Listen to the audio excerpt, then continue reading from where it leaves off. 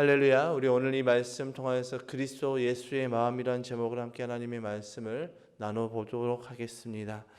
사도 바울은 이 앞선 말씀에서 이제 그리스도 안에서 하나됨을 경쟁이나 허영이 아닌 겸손함으로 나보다 남을 더 낮게 여기라고 권면하면서 이 마음을 품으라고 권면하고 있죠. 이 마음이 어떤 마음입니까? 그리스도 예수의 마음이라고 오늘 말씀을 통해서 사도 바울은 표현하고 있습니다. 그리스도 예수의 마음을 품는다는 것, 그것이 어떤 것을 의미할까요? 그리스도 예수를 닮아가는 것을 말씀하고 있습니다. 그리스도 예수의 본을 받아서 그 본을 따라 살아가는 것이 그리스도 예수의 마음을 품는다는 것이죠.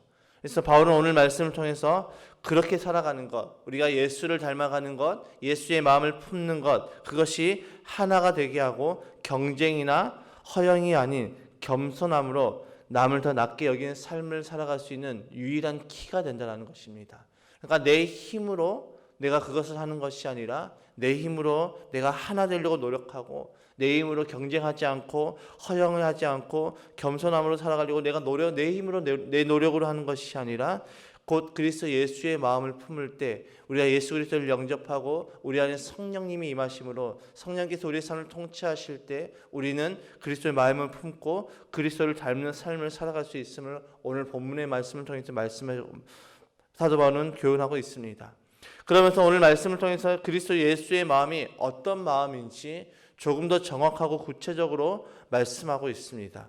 바울이 우리에게 권면한 그리스도 예수의 마음을 품는 삶, 그 삶을 통해서 예수님의 어떤 모습을 우리가 닮아가야 하는지, 또 예수님의 어떤 모습이 우리 삶 가운데 나타나야 되는지 오늘 말씀을 통해서 함께 나눠보도록 하겠습니다. 첫 번째로 종의 모습을 취하셨습니다. 8절의 말씀에 오히려 자기를 비워서 종의 모습을 취하시고 사람과 같이 되셨습니다. 그는 사람의 모양으로 나타나셔서라고 기록이 되어 있죠. 사랑하는 성도 여러분, 그리스도 예수의 마음을 품는 것, 곧 낮아짐을 이야기하고 있습니다.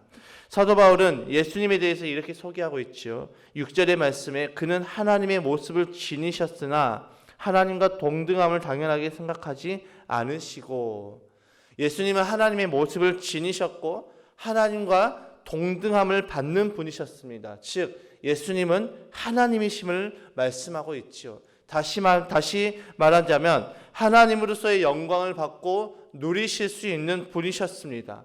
그런데 예수님은 그것을 누리지 않기로 결정하셨죠. 그 영광, 하나님과 동등함을 받고 하나님으로서의 영광을 받을 수 있는 그 영광을 누리지 않기를 결정하시고 또 우리 가운데 내려오심을 선택하셨습니다. 더 충격적인 모습을 우리에게 보여주는 것은 8절의 말씀입니다. 오히려 자기를 비워서 종의 모습을 취하시고 사람과 같이 되셨습니다.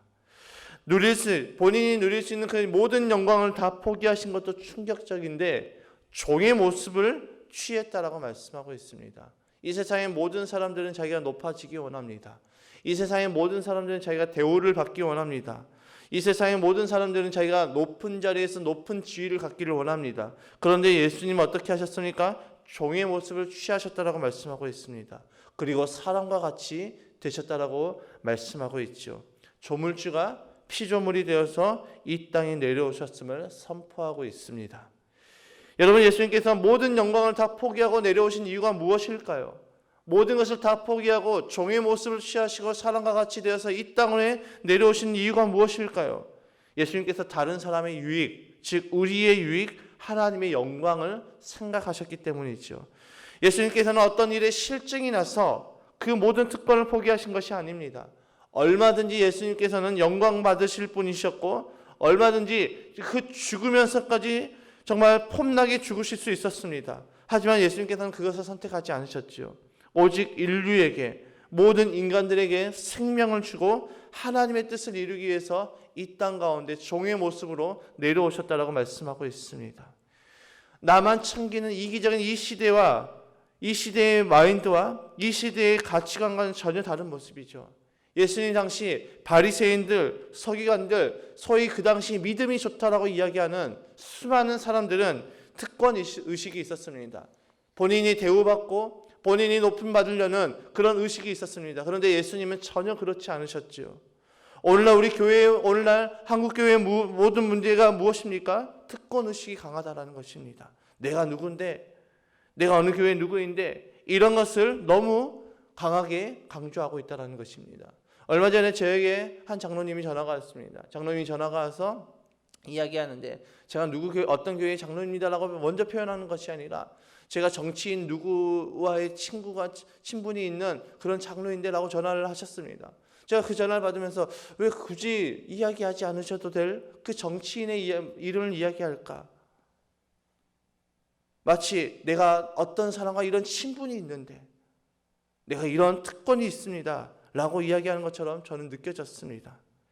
오늘날 교회들의 문제는 이런 특권의식이 너무 강하다는 것입니다. 예수님께서 이 땅 가운데 오셨을 때 천군천사를 대동하면서 정말 수많은 사람들의 그런 정말 우러러보는 그런 모습으로 내려오시지 않으셨습니다. 예수님께서 이 땅 가운데 내려오셨을 때 당신이 섬김을 받고자 이 땅 가운데 내려오시지 않으셨습니다. 오히려 섬기러 오셨다라고 마태복음에 말씀하고 있죠. 마태복음 20장 28절의 말씀에 인자는 섬김을 받으러 온 것이 아니라 섬기러 왔으며 많은 사람을 위하여 자기 목숨을 몸값으로 치러주려고 왔다. 예수님께서는 대놓고 우리에게 말씀하고 있습니다. 섬기러 오셨다라고 말씀하고 있죠. 그런데 오늘 많은 그리스도인들이 섬기기보다는 섬김을 받고 싶어합니다. 오늘날 많은 그리스도인들이 대우를 받고 싶어합니다. 그러니까 자꾸 교회 안에 문제가 일어나는 것입니다. 어떤 교회 집사님은 자녀의 이름을 성경의 인물로 지었습니다. 물론 본인이 원해서 지었다기보다는 다른 이제 가족들의 그런 권면으로 지었습니다. 그런데 그 집사님은 그 자녀의 이름이 너무 싫다고 합니다. 그 일을 들어보니까 그 성경의 인물이 짐을 지었기 때문이라는 것입니다. 어떤 짐입니까? 사명의 짐을 지었기 때문이라는 것입니다. 자신의 자녀는 사명이 없이 평범하게 살기 원한다라고 이야기를 했습니다. 제가 그 이야기를 들으면서 너무 안타깝더라고요. 예수님의 피값으로 산 우리의 목숨, 그냥 먹고 사는 인생으로 끝난다면 얼마나 허망한 인생이겠습니까? 그래서 우리는 이제 예수님을 믿고 하나님의 자녀가 되었다면 우리 이제 어떻게 사느냐가 굉장히 중요하다라는 것입니다. 얼마 전에 제가 이제 이번 주 금요일과 토요일 이제 목자 연합 수련회에 이제 그 목자님들을 응원하는 영상 메시지를 이제 찍어서 이게 보내드렸습니다. 제가 그때 했던 말씀이 무엇이었냐면, 우리가 어떻게 사는 것이 정말 중요한데, 정말 영혼 구원에서 제자 삼는 그 삶을 결단하시고 목자 목녀로서의 그 삶을 살아가시는 여러분들은 정말 대단하시고 하나님의 기쁨입니다라고 제가 그 메시지에 그렇게 이야기를 했습니다. 여러분, 우리 인생 가운데 우리가 무엇을 먹고 무엇을 위해서 사는 것이 정말 중요한 것이 아니라 우리는 어떻게 하나님께서 허락하신 이 두 번째의 인생을 어떻게 살아가느냐, 이것이 정말 중요하다는 것이죠. 우리가 예수를 믿고 성령으로 거듭났다면 우리의 인생은 이제 먹고 사는 인생에서 끝나는 것이 아니라 우리의 인생을 통하여서 하나님께서 우리에게 허락하신 그 사명을 감당함으로 우리가 하나님의 나라와 하나님의 영광을 위해서 살아갈 때 우리에게 기쁨이 넘치고, 우리가 이 땅 가운데서 정말 수많은 사람들이 그렇게 원하는 대우받고 정말 으뜸이 되는 그런 삶을 살아갈 수 있다라는 것입니다. 예수님께서 제자들에게 물어봅니다. 야, 너희가 으뜸이 되고 싶냐? 그러면 낮아지라고 말씀하십니다. 마태복음 20장 27절의 말씀에 너희 가운데 으뜸이 되고자 하는 사람은 너희의 종이 되어야 한다. 그러면서 이 말씀에 이어서 하셨던 말씀이 나는 섬김을 받으러 온 것이 아니라 도리어 섬기러 오셨다라고 말씀하고 있죠. 이것이 복음의 역설입니다. 복음은 우리에게 끊임없이 역사를 말씀하고 있죠. 위대하고자 하는 사람은 섬기는 사람이 되어야 된다는 말씀을 우리에게 하고 있죠. 위대한 사람은 어떤 사람입니까? 곧 섬기는 사람입니다. 섬긴다는 것은 바꿔 말하면 남을 성공시켜주는 것이죠. 남을 세워주고 남을 살리는 것이죠. 예수님께서 우리를 섬김의 자세로 오셔서 우리를 살리시고 우리를 세우시고 우리를 성공시켜 주셨습니다. 여러분, 그리스도인들은 공부해서 남을 주는 삶을 살아야 됩니다. 우리에게 그 탁월한 능력을 가지고 남을 세워주고 남을 성공시켜주는 삶을 살아가야 됩니다. 왜일까요? 왜 우리는 그렇게 살아가야 될까요? 예수님께서 그렇게 사셨기 때문이죠. 성공의 자리에서 목이 뻣뻣해서 교만한 사람들은 그리스도인이라고 말할 수가 없습니다. 우리는 성공의 자리에 올라갈수록 더 겸손함으로 낮아져야 됩니다. 진짜 그리스도인은 예수님처럼 낮아지는 사람들이 진짜 그리스도인입니다. 그런데 낮아질 때 놀랍게도 하나님께서는 우리를 높이신다라고 말씀하고 있죠. 예수님께서 그렇게 종의 모습으로 낮아지셨을 때 하나님께서는 그 예수님을 높이셨습니다. 빌립보서 2장 8절부터 9절까지 말씀에 자기를 낮추시고 죽기까지 순종하셨으니 곧 십자가에 죽기까지 하셨습니다. 그러므로 하나님께서는 그를 지극히 높이시고 모든 이름 위에 뛰어난 이름을 그에게 주셨습니다. 예수님이 낮아지시고 죽기까지 순종한 결과 수많은 사람들의 조롱이 되었던 것이 아니라 수많은 사람들의 그런 지탄과 손가락질과 비난과 비판의 그런 손가락질을 받았던 것이 아니라 오히려 높아지셨습니다. 영광을 받으셨지요. 그러니까 우리도 이 특권의식을 버릴 때 우리는 정말 하나님이 우리를 높이시는 그런 놀라운 역사를 경험하게 되는 것입니다. 정상에 선 순간에 기쁨은 잠깐입니다. 곧 불안함이 밀려오게 됩니다. 예전에 개그맨 정영돈 씨가 무한도전으로 정말 잘 나갈 때가 있었습니다. 정말 그 무한도전 안에 수많은 그런 사람들의 사랑을 받는 무한도전이라는 그 프로그램 안에서 이 정영돈이라는 그 캐릭터는 빠져서는 안 되는 그런 캐릭터까지 굉장히 그 입지를 잘 다졌습니다. 그런데 그가 갑자기 공황장애가 왔습니다. 그래서 모든 프로그램에서 하차를 했습니다. 공황장애의 그 이유가 무엇이었냐면 불안감이었습니다. 언제 자기가 그 자리에서 내려올지 모른다는 그런 불안감. 우리가 특권의식을 갖고 우리가 대우를 받는 그 높은 자리에 올라갔을 때 우리는 언제 떨어질지 모르는 그런 불안감에 있습니다. 오늘날 수많은 사람들이 유재석 씨를 존경하고 유재석 씨를 좋아하고 있습니다. 그 이유가 무엇일까요? 그가 많은 사람들에게 사랑을 받는 이유가 무엇일까요? 그에게는 특권의식이 없습니다. 대한민국 MC의 1인자, 대한민국 개그맨의 1인자, 유느님이라는 그런 칭호를 받으면서도 그는 늘 겸손하고 낮아지는 모습을 보여주고 있습니다.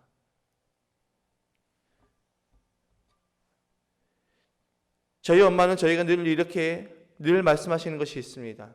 야, 광래야, 산꼭대기에 가면 사람이 있어? 아무도 없잖아. 그런데 산 아래로 내려오면 많은 사람들을 만날 수 있어. 이 말씀이 곧 무엇을 의미합니까? 늘 낮아지라고 이야기하십니다. 섬김이라는 그 찬양 가운데 이런 가사가 있습니다. 우리가 높아지면 그가 낮추시고 우리가 낮아지면 그가 높이시리. 예수님의 마음은 어떤 마음입니까? 낮아지는 것입니다. 예수님의 마음은 특권의식을 버리고 대우받는 것을 내가 내려놓고 낮아지는 것입니다. 이것을 품고 살아갈 때 인간은 진정한 기쁨이 넘치는 것입니다.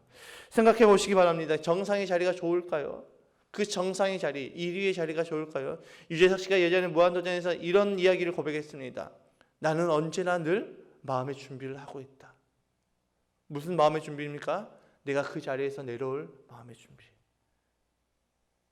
여러분, 언제나 그런 마음의 준비를 해야 될 곳이 바로 그 정상의 자리입니다. 언제 아래에서 치고 올라올지 모르는 그 압박과 불안감이 사람을 미치게 만들고 사람들을 우울증에 빠지게 만듭니다. 그래서 수많은 연예인들이 그 정상의 자리에서 자신의 생명을 끊어버리는 안타까운 일들이 반복적으로 일어나는 그 이유도 바로 그것 때문입니다. 정상의 자리는 늘 불안합니다. 정상의 자리는 늘 위기입니다. 그런데 예수님께서 우리에게 말씀하셨습니다. 예수님의 마음은 낮아지는 것이라는 것입니다. 바리새인들이 왜 바리새인입니까? 특권의식 때문이죠. 나는 대우받아야 된다. 나는 이런 사람이다. 결국 그들이 정말 수많은 사람들로부터 지탄을 받게 되었고 예수님께 책망을 받게 되었습니다. 나는 이런 사람이다. 나는 이런 대우를 받아야 된다. 이런 사람의 결말은 결국 외톨이 인생이 되는 것입니다. 예수님의 마인드는 스스로 낮추는 마인드였습니다. 특권을 내려놓고 섬기는 마인드였습니다. 대우를 받을 수 있는 그 상황에서 예수님께서는 중심을 지키셨죠. 어떤 중심입니까? 하나님의 그 중심을 지키셨습니다. 예수님의 마음으로 낮아지는 저와 여러분의 삶이 되시기를 주님의 이름으로 축복합니다. 두 번째로 죽기까지 순종하셨습니다. 9절의 말씀에 자기를 낮추시고 죽기까지 순종하셨으니 곧 십자가에 죽기까지 하셨습니다. 사랑하는 성도 여러분, 그리스도 예수의 마음은 순종하는 것입니다. 예수님은 철저하게 하나님의 아버지의 뜻에 순종하셨죠. 심지어 죽기까지 순종하셨다라고 말씀하고 있습니다. 8절의 말씀에 자기를 낮추시고 죽기까지 순종하셨으니 곧 십자가에 죽기까지 하셨습니다. 또 마태복음 20장 28절에서도 예수님께서는 섬기러 오셨다라고 말씀하시는데 그 섬김이 어디까지냐? 내 목숨을 바치는 것까지 순종하러 오셨다라고 말씀하고 있습니다. 그 섬김, 하나님께서 그에게 요구하셨던 것은 예수님의 죽음까지셨습니다. 실제로 예수님은 그 죽음까지 순종하셨지요. 여러분, 어떻게 그럴 수가 있을까요? 어떻게 내 생명을 바치는 것을 순종할 수가 있을까요? 어떻게 죽기까지 순종할 수 있을까요? 예수님의 관심에는 늘 아버지 하나님의 뜻에만 있었기 때문이죠. 아버지 하나님의 뜻인 저와 여러분을 살리는 것, 하나님이 그토록 사랑하시는 인간들을 살리시는 것, 하나님이 세상을 이처럼 사랑하사 독생자 예수 그리스도를 주셨으니 이는 그를 믿는 자마다 멸망하지 않고 영생을 얻게 하려 함이라. 이 아버지 뜻에만 예수님께서는 관심이 있으셨습니다. 그래서 우리를 살리시는 것에만 예수님의 관심이 있었던 것이죠. 당신이 죽어야 우리가 산다는 것을 알고 예수님께서는 그 죽음까지도 순종하셨습니다. 조엘 박사라는 사람은 아무 대가도 지불하지 않는 사역은 아무것도 성취 못한다라고 이야기를 했습니다. 오렌 위어비스는 축복이 있으려면 얼마간의 피 흘림이 있어야 된다라고 이야기했습니다.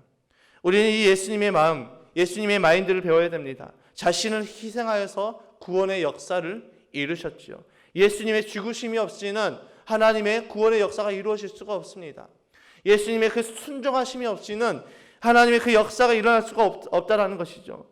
그렇기 때문에 예수님의 그 죽으심과 부활하심이 결국 하나님의 모든 계획이 이루어지는 키포인트가 되셨다는 것입니다. 부흥하는 교회는 어떻습니까? 반드시 목사의 희생과 성도들의 희생이 있습니다. 부흥하는 목장도 마찬가지지요. 목자 목녀의 희생과 목원들의 희생이 있습니다. 섬김을 받으려고 하는 그 공동체는 부흥할 수가 없습니다. 모든 사람이 섬김을 받으려고 하고 모든 사람이 대우를 받으려고 하고 모든 사람이 희생하지 않고 헌신하지 않는 것은 부흥할 수가 없다라는 것이죠. 나의 희생과 나의 헌신은 다른 사람의 기쁨이 되는 것입니다. 나의 희생과 나의 헌신은 다른 사람을 살리고 다른 사람을 세우는 것입니다. 영혼구원에서 제자 삼는 것은 곧 나에게 희생과 헌신과 섬김이 필요하다라는 것이죠. 우리가 그런 교회가 되기 위해서는 나의 희생과 나의 헌신과 나의 섬김이 있어야 된다라고 말씀하고 있습니다. 예수님의 죽으심, 예수님의 헌신, 예수님의 그 희생이 있었기에 지금의 우리가 있는 것이죠. 우리의 기쁨이 되었습니다. 우리의 존재의 이유를 발견하게 되었습니다. 예수님께서 낮아지시고 죽으셨을 때 심지어 그 당시 하나님의 저주라고 일컫는 십자가에 못 박혀 죽으셨을 때 수많은 사람들이 조롱하였습니다. 수많은 사람들이 비웃었습니다.